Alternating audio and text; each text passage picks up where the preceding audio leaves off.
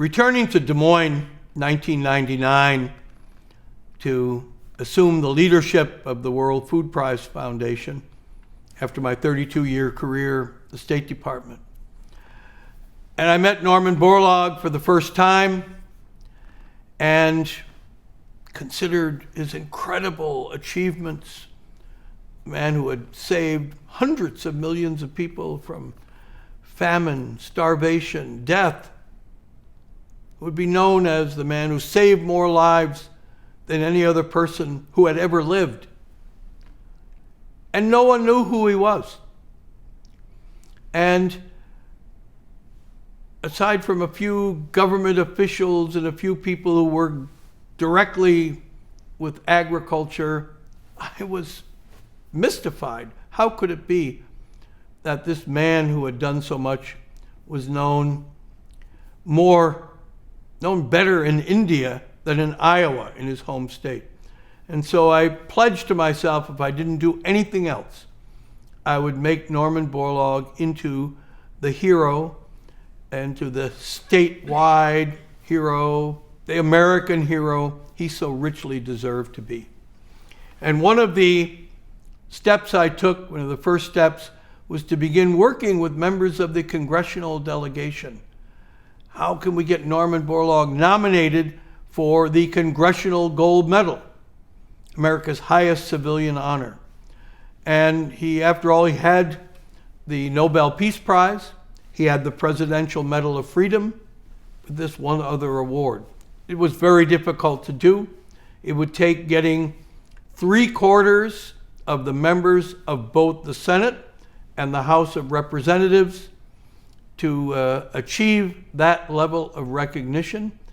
And it took several years, but finally, at last, we got to that point, and the decision was made, and the resolutions passed.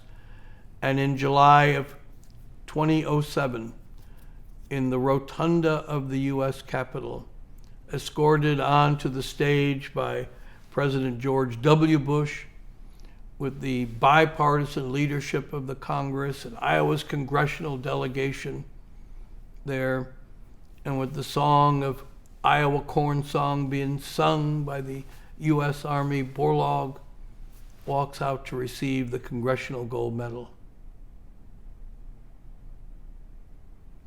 And at the reception we hosted for him afterwards, and as I offered a toast, we were there in Statuary Hall, which is the next hall adjacent to the rotunda, filled with statues of great figures from American history. And by chance, the podium was set up in front of a statue of Governor Samuel Kirkwood of Iowa. And I noticed that, and I pointed it out to Representative Tom Latham.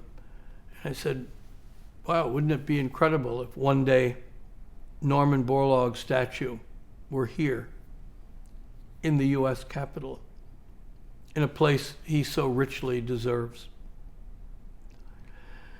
And when Norm passed away, just 2 years later in 2009, Representative Latham made a speech on the floor of the House of Representatives saying how much Dr. Borlaug deserves such an honor, and I began to work with the bipartisan leadership of the legislature and the governor to get that resolution passed by the state, to make that decision. Once the resolution passed, Governor Branstad signed it. And the governor then appointed me the chair of the committee to search out, identify the artist. We chose Ben Victor. We'd never heard of Norman Borlaug, but became so passionate and designed this perfect statue of Norm, which we unveiled on March 25th, 2014, there in Statuary Hall. The drape came off the statue, and there's Norm standing there so proudly in this incredible moment of Iowa history. And I remember feeling so good about the fact that now that I had fulfilled the pledge I made back in 1999, that Norman Borlaug should be known, should be considered Iowa's greatest hero, and should be considered great American hero for his agricultural and humanitarian achievements, which had, as written on the side of the base of his statue,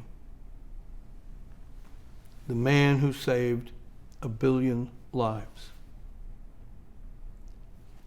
This event, this statue we had commissioned, would lead to another story for me, an unusual story, but one which would demonstrate the theme of peace through agriculture.